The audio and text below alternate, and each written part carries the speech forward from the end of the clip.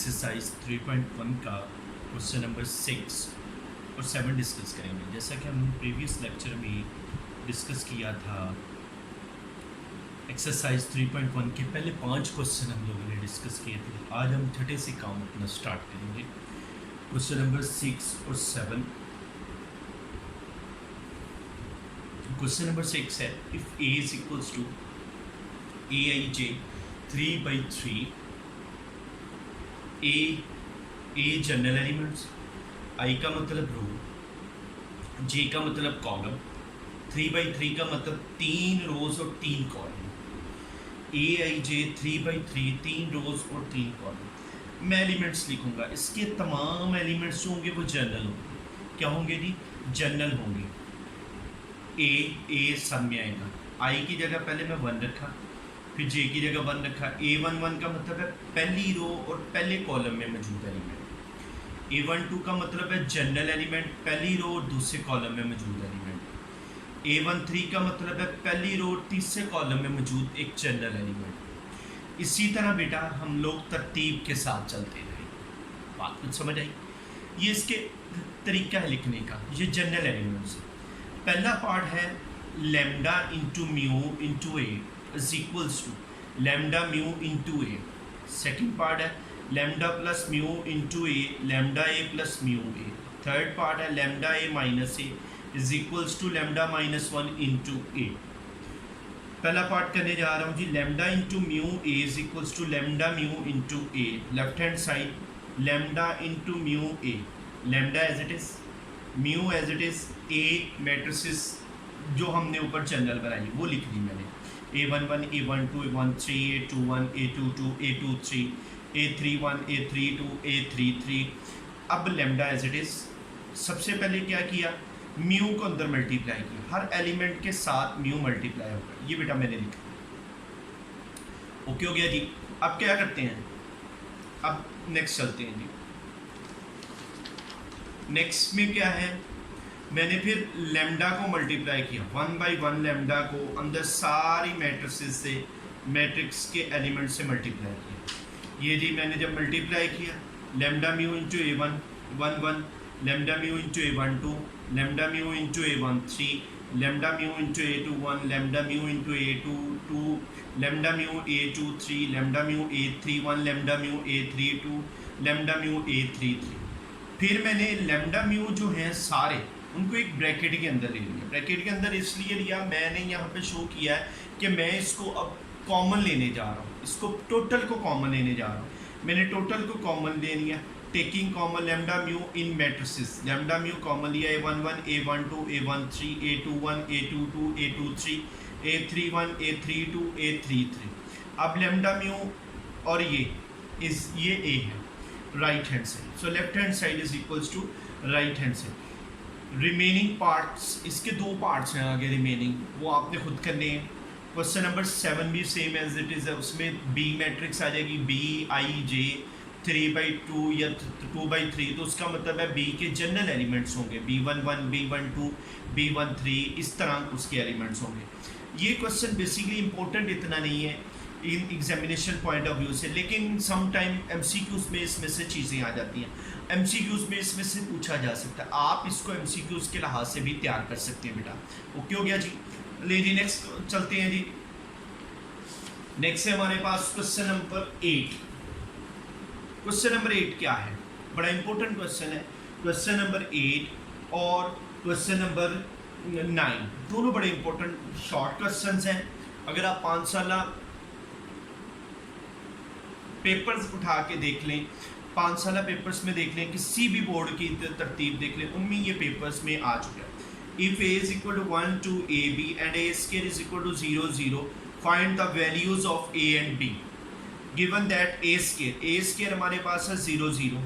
a square का मतलब है a into a का मतलब है and given a is equal to 1 to AB।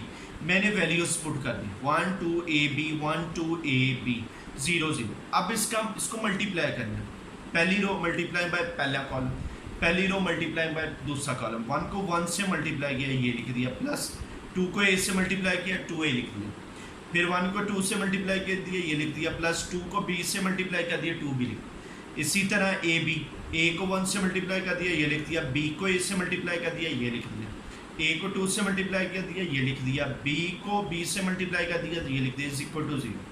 अब यहाँ से आ गया 1 + 2a, 2 + 2b, a + ab, 2a + b square is equals to 0 व 0। ये इसकी आ गई। अब यहाँ से हम लोग क्या करेंगे, मैं इसको बेटा, अब हम लोगों ने given matrices are equal, so corresponding elements are equal. Matrices equal हैं, इस वजह से उसके कॉरस्पॉन्डिंग एलिमेंट्स भी इक्वल होंगे। कॉरस्पॉन्डिंग एलिमेंट्स का मतलब क्या होता है आपको पता है बड़े अच्छे तरीके से। मैंने उस दिन हम लोगों ने जब इक्वल मैट्रिसेस की बात की थी कि 1 + 2a इक्वल होगा 0 के, 2 + 2b इक्वल होगा 0 के, a + ab is equals to होगा 0 के, 2ab + b square is equals to होगा 0। बात समझ आ रही है?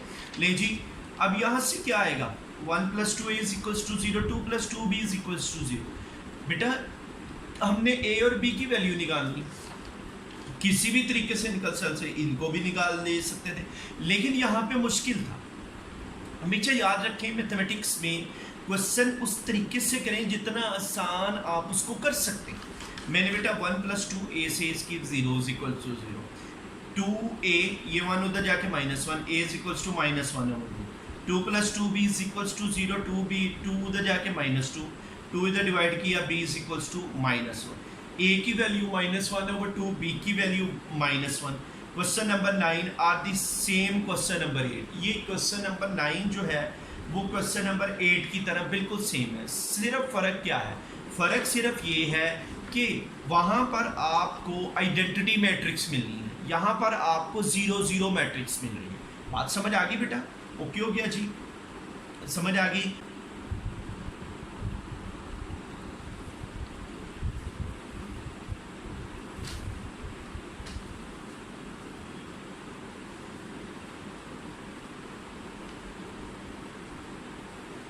जी स्टूडेंट्स नेक्स्ट देखिए जी, question number 10, if a is equals to 1 - 1 2 0 3 1 and b is equals to 2 3 0 1 2 -1, then show that a plus b का t नहीं पढ़ना, ट्रांसपोज पढ़ना है, ट्रांसपोज पूरी चीज is equals to a transpose plus b transpose.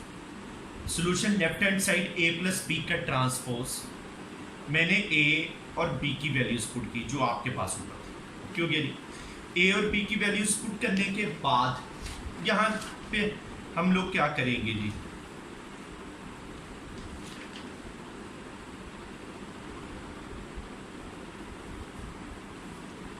ये बेटा मैंने प्लस कर 1 + 2 -1 + 3 2 + 0 0 + 1 3 + 2 1 + 1 -1, ये आ गया 3, ये आ गया 2 2 1 5 0।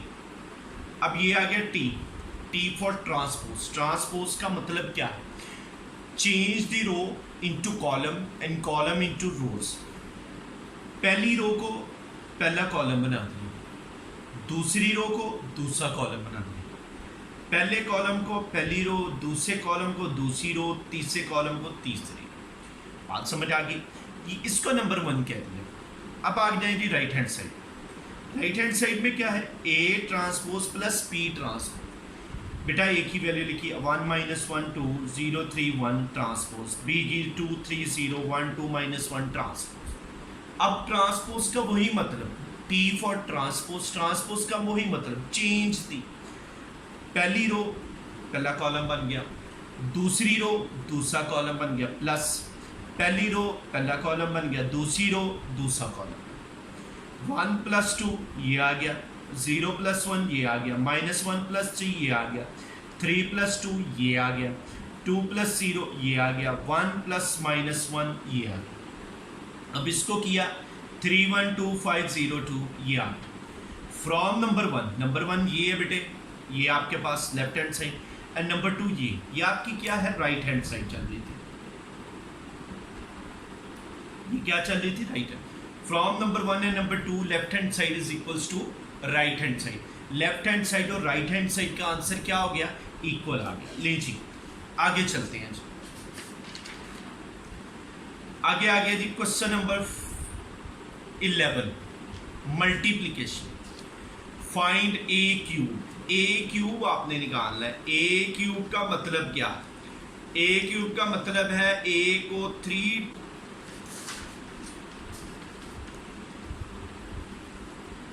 find a cube if a is equals to 113 526 minus 2 minus 1 minus 3. Solution a cube is equals to a into a, 3 time आपस में मल्टीप्लाई कर। a क्यूब, a को a से मल्टीप्लाई किया, a स्क्वायर into a, इसको number 1 किया। Now we first find a square, so a square is equals to a into a. A into a 113 526 minus 2 minus 1 3, 113 526 minus 2 minus 1 minus। Done हो गया जी। Multiply करने लगा हूँ। First row multiply by first column. 1 को 1 के साथ ये आ गया, 1 को 5 के साथ ये आ गया, 3 को -2 के साथ ये आ। First row first column. इसी तरह फर्स्ट रो और सेकंड कॉलम। 1 को 1 के साथ 1, 1 को 2 के साथ 2, 3 को -1 के साथ -3। फिर इसी तरह फर्स्ट रो और थर्ड कॉलम। 1 को 3 के साथ 3, 1 को 6 के साथ 6, 3 को -3 के साथ -3। बात समझ आ गई। इसी तरह second row multiply by first column. 5 1s are 5, 2 5s are 10, 6 -12। फिर second row multiply by second column. 5 1s are 5, 2 2s are 4, 6 -1s are -6। फिर second row third column. 5 3s are 15, 2 6 are 12, 6 3s are -18। Done हो गया।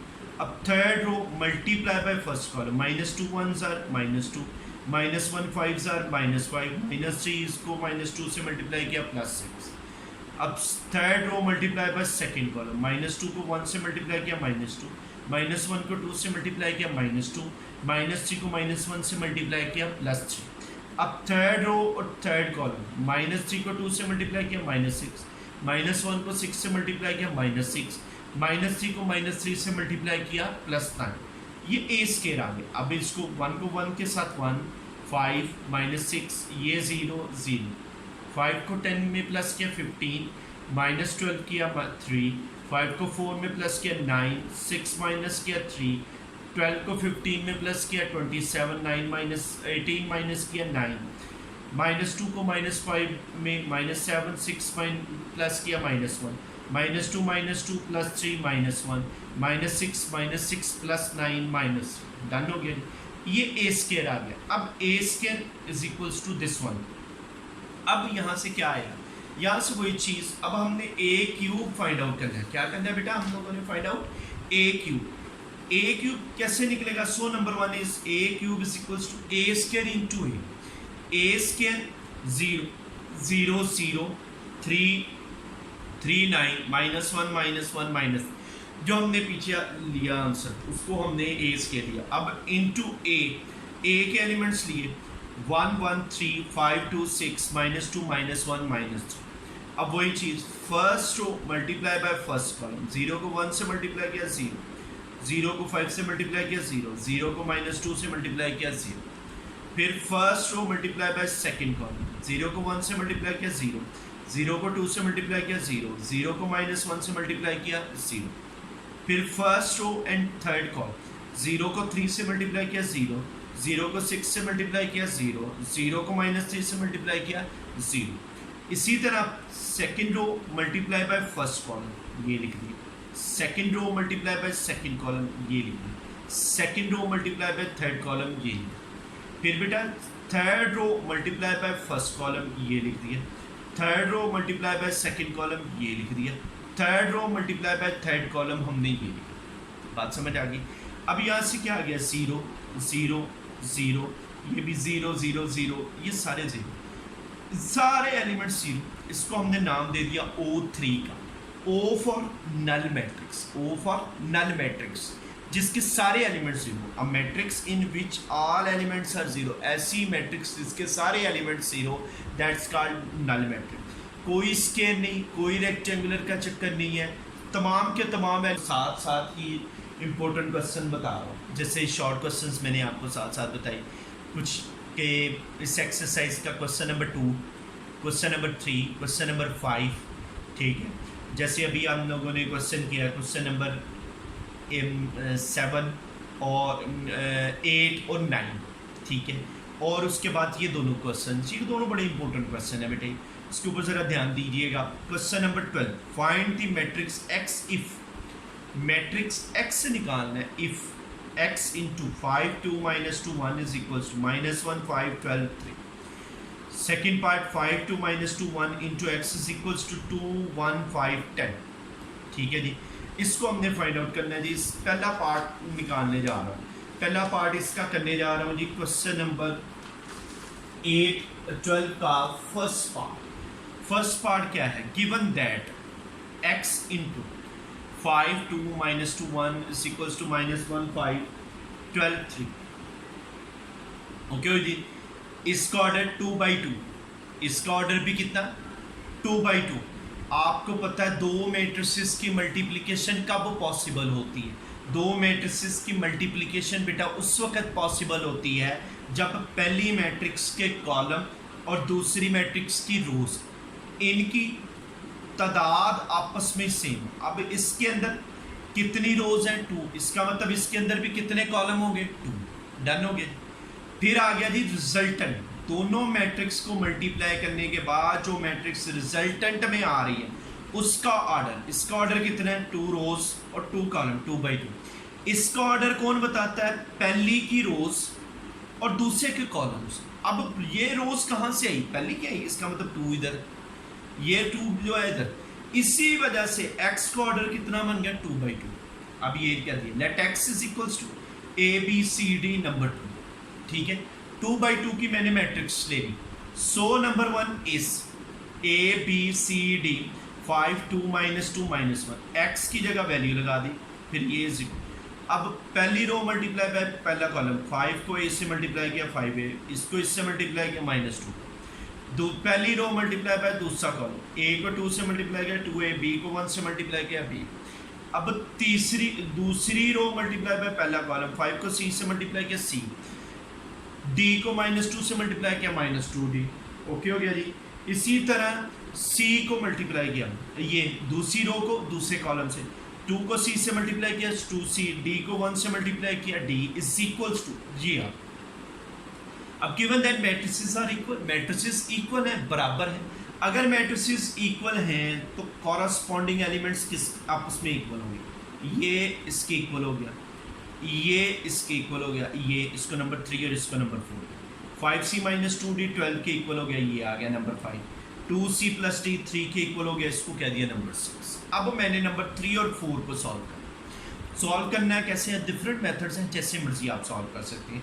मैं इन दोनों को ख़त्म करूँगा, b को, इस b के साथ 2 है, इस b के साथ कुछ नहीं है, इस b के साथ लाने के लिए मुझे क्या करना पड़ेगा 2 से multiply. Equation number 4 multiplying by 2, मैंने इक्वेशन नंबर 4 को 2 से मल्टीप्लाई किया, 2 × 2a + b 2 × 5 10, 4a + 2b = 10। अब इन दोनों को मैं आपस में सॉल्व करूँ, ऐड करूँगा ताकि ये दोनों आपस में ख़त्म हो जाए और मेरे पास क्या आ जाए, उसकी वैल्यूज आ जाए। ले जी अगले पेज के ऊपर एडिंग इक्वेशन 3 एंड 7, इक्वेशन 3 और 7 को मैंने ऐड किया, 5a - 2b = -1, 4a + 2b = 10, ये कैंसिल, 9a 9, a = 9/9 कैंसिल किया, a = 1। अब पुट इन नंबर 4 पे पुट किया, number 4 implies that 2 × 1 + b = 5, 2 + b = 5, b = 5 - 2b = 3। Done हो गया जी, बात समझ आ गई, a और b की वैल्यू। इसी तरह बेटे अब मैं इन दोनों को सॉल्व करूँगा, इन दोनों को सॉल्व करने के लिए क्या है, ये भी मुझे d ख़त्म करना पड़ेगा, इस d के साथ 2 नहीं है। उसी तरीके से मैं नंबर 6 को, equation number 6 multiplying by 2, equation number 6 को 2 से मल्टीप्लाई किया, 2 × 2c + 2d 2 × 3, 4c + 2d = 6, ये नंबर 8 है। अब ये भी 2d। अब 5 और 8 को adding equation number 5 and 8, 5c - 2d = 12, 4c + 2d, ये cancel, 9c is equals to 18, c is equals to 18 over 9 cancel हो गया, c इज इक्वल्स टू क्या आ गया 2, c क्या आ गया 2 के इक्वल। अब 2 पुट किया, 2 into 2 plus D is equals to 3, 4 plus D is equals to 3, D is equals to 3 minus 4, D is equals to -1। Putting A B C D in number 2, number 2 में A B C D को put किया, x is equal to A B C D 1 3 2 -1। बेटा मैंने इसके अंदर ये values put कर दी, कुछ बात समझ आई जी? ये x की वैल्यूज आ, ओके हो गया जी, बात समझ आ गई। और ये दोनों पार्ट बड़े इंपॉर्टेंट हैं, ठीक है, दोनों पार्ट लॉन्ग क्वेश्चन इसके 13 और 12 और 13, 12 का सेकंड पार्ट जो है वो आप खुद करोगे, 13 जो है वो इंशाल्लाह हम उसको नेक्स्ट लेक्चर में बेटा ज़रूर डिस्कस करूँगा, ओके हो गया जी।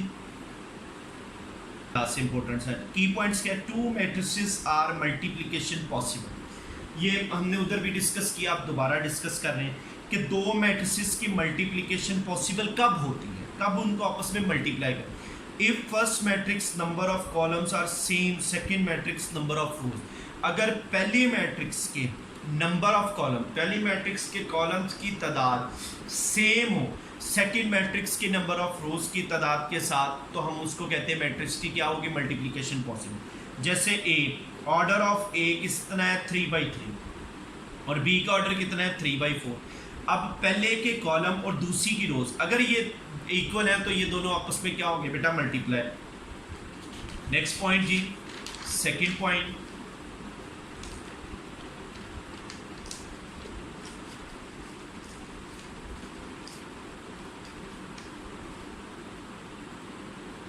दी ऑर्डर ऑफ रिजल्टिंग, रिजल्टिंग क्या है, जो मैट्रिसेस आपस में मल्टीप्लाई होके आ जाती हैं उनका ऑर्डर, यानी रिजल्टेंट मैट्रिक्स का ऑर्डर क्या होगा, जो रिजल्टेंट आ जाएगा उसका ऑर्डर आपने मल्टीप्लाई होने के बाद, order of resultant matrix is, ये किसके ऊपर depend, first matrix number of rose by second matrix number of column, पहली मैट्रिक्स के नंबर ऑफ रोज और दूसरी मैट्रिक्स के कॉलम, अगर उनकी तादाद ये मिलके जो है नंबर ऑफ पहली मैट्रिक्स की रोज की तादाद और दूसरी मैट्रिक्स के कॉलम ये मिलके उसका ऑर्डर बनाएंगे। बात समझ आ गई जी?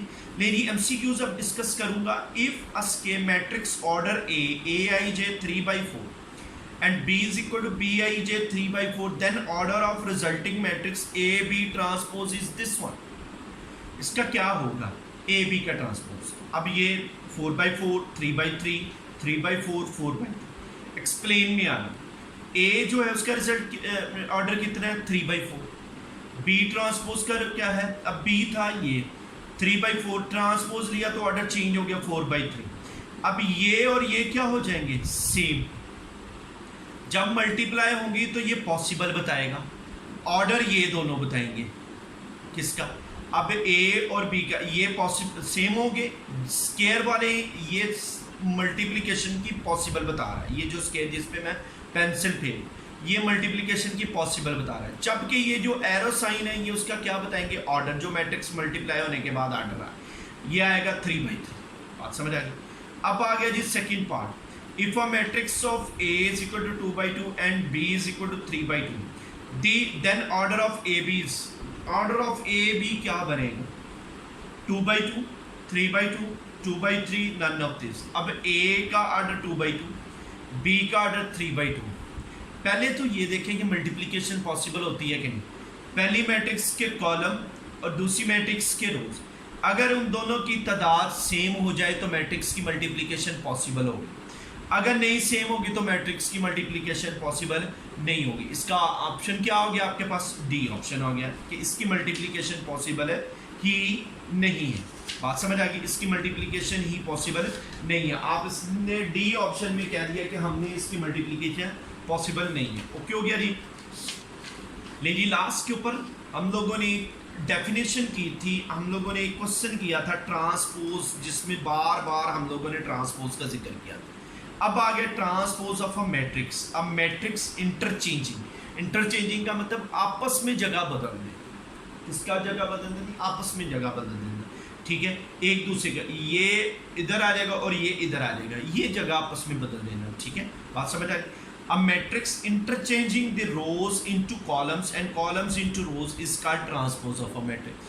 ऐसी मैट्रिक्स जो इंटरचेंज करें, रो को कॉलम में और कॉलम को रोज के अंदर, उसको हम कहते हैं ट्रांसपोज ऑफ मैट्रिक्स। 8 2 3 5 7 9 4, ये पहली रो पहला कॉलम बन गया, दूसरी रो दूसरा कॉलम बन गया, तीसरी रो तीसरा कॉलम बन गया, ये इसका ट्रांसपोज आ गया। ओके हो गया स्टूडेंट्स, कुछ बात समझ आई?